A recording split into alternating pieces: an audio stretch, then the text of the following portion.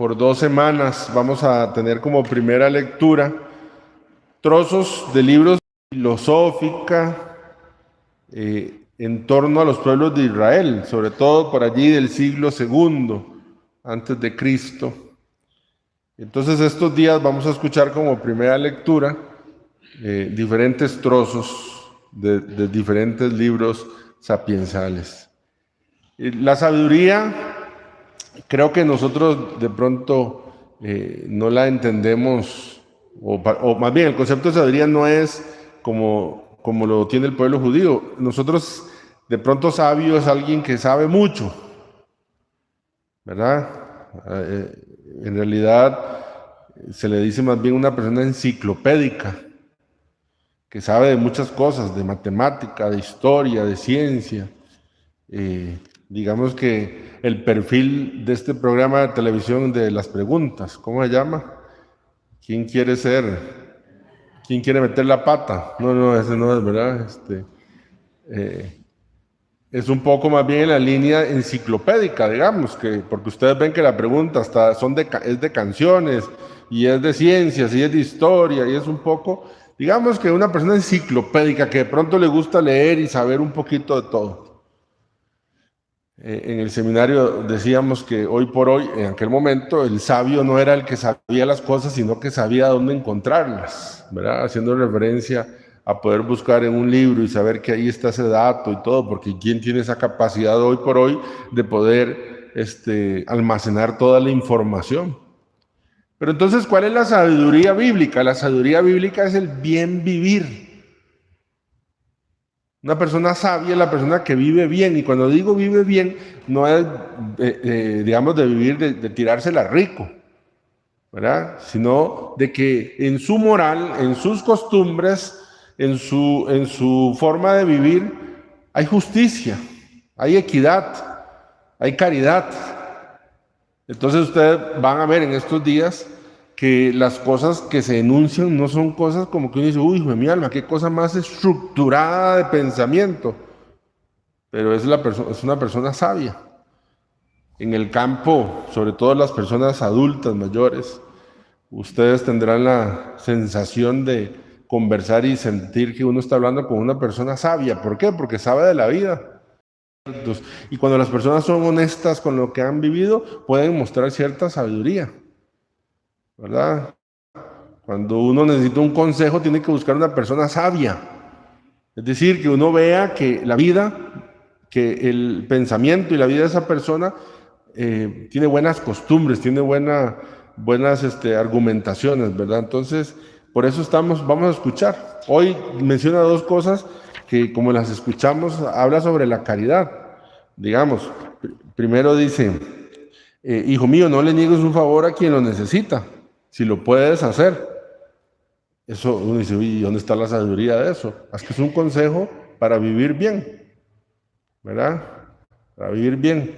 Incluso, por ejemplo, frente a esto, de pronto alguien que quiere ser santo y que si alguna vez tiene que negarle un favor a alguien, aunque sí lo puede hacer, tiene que tener argumentos bastante de peso para que su conciencia se quede tranquila, porque si no hay argumentos de peso, seguramente la conciencia va a estar intranquila y no lo hice y tal cosa y esto y lo otro, ¿verdad? Porque también hay argumentos a veces para poder a una persona decirle no te puedo ayudar con ese favor, o no te quiero ayudar con ese favor, porque tal vez sí puedo, pero no quiero, o no debo, ¿verdad?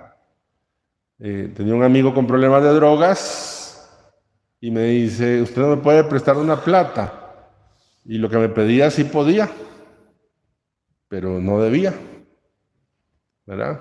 Y entonces dice, bueno, hijo mío, no le niegues un favor a quien te lo pide si lo puedes hacer. Y entonces, ¿qué hago?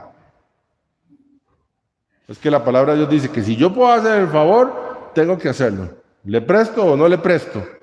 Ve, es la sabiduría de la vida, que uno no puede agarrar solamente un texto, sino que va entendiendo en el contexto de cómo uno va viviendo. Entonces, ojalá podamos ser sabios, porque vivimos bien, porque vamos cada día asumiendo las enseñanzas del Evangelio y las vamos aplicando a nuestra vida.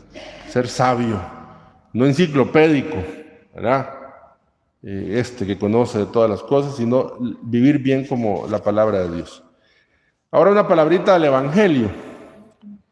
Yo no, debo ser honesto, cuando yo empiezo a leer, nadie enciende una vela y la tapa con una vasija o la esconde debajo de la cama, sino que la pone en un candelabro para que los que entren puedan ver la luz.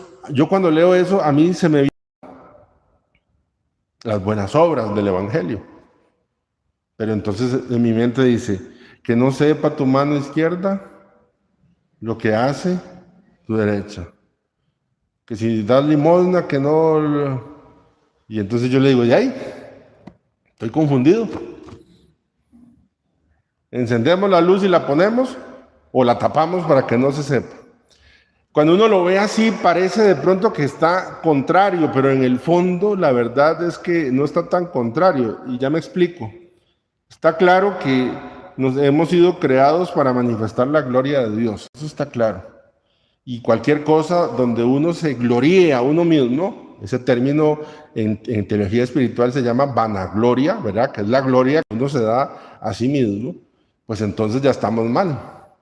Pero vean que en este caminar de la perfección cristiana en nuestra vida, la perfección del Evangelio en nuestra vida, hay momentos en los cuales es bueno para nuestro crecimiento espiritual hacer caridad y que nadie lo sepa. Porque de pronto, si tu corazón está muy débil, ese día hiciste caridad, digamos, o brilló el Evangelio en tu vida, ese día es posible que en vez de darle la gloria a Dios, es posible que le den la gloria a Ana, a Laura, a Ligia, a Pedro, a Toto, a Mateo.